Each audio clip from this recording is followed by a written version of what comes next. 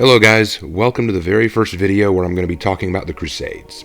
A thought occurred to me while I was thinking over all this, and I realized that before we really start talking about the Crusades as a whole, we need to talk about what led up to them. What was the stage like that set up for the Crusades in the first place? So what I'm going to do is, this video is going to be a prelude to the Crusades. So, we're going to discuss both sides of the conflict and discuss how they were set up and what they were doing right before the Crusades happened. Let's start with Europe. The European situation was bleak, to say the least. After the collapse of the Roman Empire, the lands they once had were broken into feudal states run by local lords and kings who tried to maintain some degree of control over their local territories. There was constant infighting, corruption of the papal doctrines that they claimed to support, and a major halt in intellectual growth. Some have attributed the Dark Age to Christianity and the superstitious barbarism of the religion and church at the time. However, this couldn't be further from the truth. In many ways, the church was what kept Europe alive. The church did all it could to actually quell superstitious doctrines to help maintain the peace. You see, the church was now a symbol of unity for Europe. Now that the major country, the Roman Empire, was gone, they could all find unity in the Catholic Church and in having a common faith. The chief religion of Rome before it fell was Christianity, so all of these broken and fractured states would have Christianity as their religion as well, and thus had that in common. Plus, the church-goers and leaders were the only ones who could read and write, and they were the keepers and protectors of lost works, including the works of Beowulf and any other old Greco-Roman books and texts they could get their hands on. Not only this, but early Christian monks were experts at transcribing information, even pagan information. We have much of the knowledge on the beliefs and cultures of our forefathers thanks to the church preserving these histories. So, if it wasn't the religion, what actually caused the Dark Ages? Well, in short, without an empire to unify and preserve the states, there was no infrastructure, and the feudal territories were operating without that structure.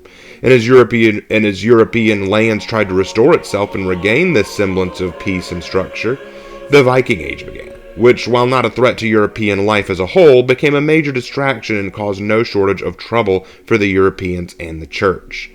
Meanwhile, in Visigothic Spain, they hadn't had the time to establish themselves as a functioning country until the time the Muslim Empire came knocking. It's important to note that a major problem faced by the Western Europe was the collapse of their trade routes that was already established by Rome. Without these trade routes, the feudal states became much more isolated from the rest of the world, and there was a lack of trade and even currency. Yeah, there was no stable currency that could replace the Roman denarii, and so the only option they had was feudalism, because that was how you paid people in Europe, through land. It should also be noted that while coins were in production, they were not as valuable as the land. So now that we've taken a look at Europe, let's switch over to the Islamic state. And it was almost a polar opposite. The Muslim Empire, after the death of their prophet Muhammad, saw a sharp boom in intellectual, cultural, and social growth. Now, it's written in Sahih Muslim 7258 that Muhammad had a vision that Islam would dominate the entire world. It reads, "Allah drew the ends of the earth together for me to see, and I saw its eastern and western areas. And I saw that the dominion of my ummah," this word can roughly translate to community or people, "will reach as far as that which was drawn together for me to see." In other words, Muhammad and his community would be handed everything from the east and the west. Because Muhammad had predicted that Islam would one day cover the earth, the Muslim Empire felt it was their duty to see this through by rapidly expanding their borders and conquering in the name of what was called a jihad. Jihad is not just a war against infidels, it should be said. It was the method of spreading Islam at the time. Any war waged for the good of Islam is often called jihad. It is both offensive and defensive in nature. However, at this time, there was nothing really defensive about it. The Muslims spread through Persia, then began a tireless campaign against the Byzantine Empire between them and Europe, and while this was going on, they took over most of North Africa before crossing into the Iberian Peninsula. Ironically, it would be their invasion into the Iberian Peninsula that led to Visigothic Spain actually unifying to fight them. Of course, they still collapsed, and they pushed forward into France, where they were met by Charles the Hammer Martel, King of France, who drove them back and held them off for such a period that the Muslims actually decided it wasn't worth the fight and pulled back. Through their constant expansion, the Muslim Empire had a cultural osmosis. Now, we often hear ideas that the Islamic world was a land of prosperous change and discovery, and there is some truth to this. It's largely because they began melding with new ways of thinking and cultural understanding. When they took the Mediterranean world, they made sure not to destroy any of the great works they found, such as the ones of mathematic or scientific importance. Many Islamic scholars and researchers were sure to protect and grow on these new ideas. A famous instance was the development of the Baghdad House of Wisdom, which is exactly what it sounds like, a place of research and understanding. Another thing to take into consideration is that as they conquered new lands, this allowed them to take and add new treasures of those lands and loot to their treasury to bolster their economy. The Muslim Empire gained such a large and robust economy that they could afford these kinds of scholarly growths and changes. So you might be asking, why was Europe such a dark and bleak area when the Muslim Empire was doing so well? A large part of this was because you got to understand the two at this point in time. The European theater had just suffered the collapse of the Roman Empire and were now a fractured bunch of feudal territories. The Muslim Empire was just now expanding and growing into all these new territories and adding their cultures, beliefs, doctrines, and discoveries to their own repertoire, and thus were growing and gaining power while the feudal states were struggling to maintain and find some semblance of peace. For all these reasons, the Islamic world saw the Western European world as a broken and barbaric land. At the same time, however, the Christian world had a very unsavory view of the Islamic expansion. You see, Muslim jihad at the time was not a peaceful or friendly affair. The Muslims would slaughter most pagan or polytheistic enemies or regions they came across who did not willingly convert, with the one exception being India, as they knew they weren't capable of taking the entire country by force.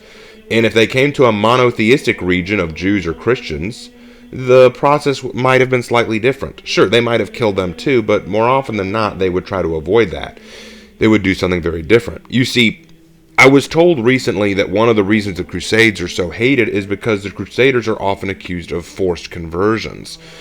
But it was actually the Islamic Empire that was more famous for its forced conversions. You see, Muslim conquerors would offer conversion or death to many of their captured cities. Those who did convert were granted Islamic rights and liberties under the empire. Others who did not convert were often forced to live as something called a dhimmi under a tax called the jizya, which was an exclusive tax for any Christians or Jews under Muslim rule. But this wasn't all that came with the conquest of the Mediterranean. One of the reasons why the Roman trade routes fell apart was because the Islamic Empire had commandeered them for their own use.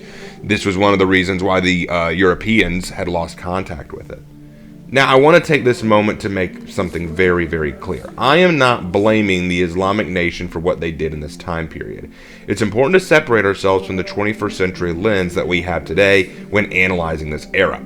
The tactics and methods of war that the Muslims used were commonplace in the ancient world and were practiced by other civilizations as well. Even the jizya, though a strictly Islamic practice, is similar to some other methods of forced subjugation put in place by cultures like the Mongols and Huns. Granted, they didn't use it to forcibly convert people to anything, but forcing people to pay a tax or pay some kind of subjugation ritual to the higher power was not uncommon for some cultures. But we have to understand what was going on around the world at this time. The Europeans were suffering from a broken empire, and the struggling Catholic Church was having a very difficult time keeping the peace as feudal lands fought amongst themselves, diseases were spread faster than resources could be, and Viking raids were creating terror in the populace. At the same time, the Islamic Empire was spreading rapidly and encroaching on the European theater as they made huge strides in cultural, intellectual, and scholarly expansion. So now that we have an understanding of these two sides, we can now talk about what really caused the Crusades. It all begins with the Byzantine Empire. The Byzantines had broken from the Catholic cousins long ago and were now an Orthodox Christian empire. They too were incredibly intellectually successful. They hadn't suffered greatly from the collapse of the Western Roman Empire and were seeing a great rise in scholarly works as well as military strength. The Muslim Empire and the Byzantine Empire had fought numerous times. In fact, it could be argued that the only nation to withstand the Muslim expansion successfully for an incredible length of time were the Byzantines. However, in the late 10th century, something changed. A clan called the Seljuk Turks had converted to Islam and began expanding west to seek their fortune. The Seljuks were Sunni Muslims, and thus they had a bitter relationship with their Shiite Fatimid Muslims that were already present in Palestine and Syria. That being said, the Seljuks' battle capabilities were exceptional. They were able to conquer Iraq, Iran, and other areas in the Near East. With each battle, the Byzantines lost more and more land, and in an attempt to battle them back, The Byzantines launched an attack at Manzikert in 1071, but were met with a bitter defeat at the hands of the Seljuks. This loss allowed the Seljuks an even greater step towards conquering all of the Byzantine Empire. Now, with the Seljuk Turks practically knocking on the doors of Constantinople, the emperor of the Byzantine Empire, Alexios Komnenos, was horrified by their rapid expansion and sent an envoy to the Council of Piacenza to appeal to the Pope, Urban II, and this was a major risk. Alexios feared that it would be ignored. You see, the Byzantines, like I said before, were Orthodox Christians, and the Pope was Catholic. In the past, the Orthodox Christian Church had to be called a heresy by the Pope, and for this reason, Pope Urban had no real reason to rush to their aid. On top of that, Western Europe had its own problems to deal with, as I said previously. So why waste energy, resources, and manpower to come and bail them out? The only reason they'd want to at all is the fear that if the Byzantine Empire fell, the Islamic expansion could reach Catholic lands too. Though, granted, it already technically had when they entered France. However, fortune favored Alexios. Alexios and Urban were not on bad terms. They had both expressed openly the possibility of reuniting the churches and mending the Great Schism, and with all of the trouble facing Europe right now, bringing the Byzantines back under the papal throne would be a tremendous aid to the bleeding Europes. Not only that, but Christians in Europe held great value in pilgrimages to the holy places in Jerusalem. Many reports of Turks and Islamic harassment meeting the pilgrims had reached Urban, and perhaps retaking these places might help end that harassment and mistreatment of the Christian pilgrims. Urban began gathering men in France, and then he traveled to the Council of Clermont. Urban gave an impassioned sermon/speech to the large congregation of French nobles there to encourage their support of a crusade. There are at least 5 versions of the speech in circulation today, and all were written after the capture of Jerusalem. None can be considered 100% accurate, and I hesitate to reread any here because they can be a little bit graphic. In an attempt to sway his audience, Urban might have used very grotesque and outlandish descriptions of the atrocities committed by the Seljuks. He also used biblical passages, slightly out of context it must be admitted, to help reason that it was the duty of Christians to stand with other Christians and salt the earth, which is a reference to the book of Matthew, where Jesus describes his children as the salt of the earth. Urban knew that the French nobles were familiar with the threat of Islamic expansion, because the Muslims had actually gotten as far as France before being stopped by King Charles. They would be more willing than anyone to take the fight to the Muslims, but again, they needed proper incentive. Urban was a skilled orator, and he used 3 main points that he knew would gain their support. The first was the promise of salvation for those willing to fight and die in the name of God. At this point in time, with all the darkness going on and all the fear and superstition and uncertainty, giving them a promise of salvation by any means would be a surefire way of getting them on board. Number 2, the importance of Christian unity in the face of difficult and dark times. It's very important to realize that at this point in time and in this juncture, they needed to feel unified, and not just with the Catholics, but also with the Orthodox. We're all Christians, we're all members of the church, we're all children of God. We need to be standing together, not separated. And then number 3, that the Islamic Empire would remain an ever-present threat to not only the Byzantines, but the Christian world at large if not stopped. And partly this was true. If the Muslim Empire continued to expand and it took the Byzantine Empire, there would be little that stopped them from marching into Europe.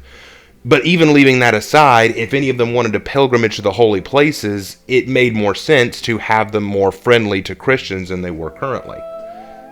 So, he gave the massive speech, and according to some testimonies, at the end of his speech, the crowd erupted into a chant that would be echoed for generations to come. Deus vult, a cry that means God wills it. After this, the Franks prepared for the First Crusade, and this is where we'll leave our story for the time being. I hope you learned something from this, and I hope you're excited to learn about what happened when the Franks met the Seljuks. Again, I want to stress that I'm not condemning either side in this conflict, nor am I praising them either. This was how war looked in the ancient world, and next time we will discuss the kings who led the First Crusade, as well as how the Turks, master of horse archery and mounted war, fared against the knights' cavalry. We'll learn about King Baldwin, the king who established the Crusader state of Edessa.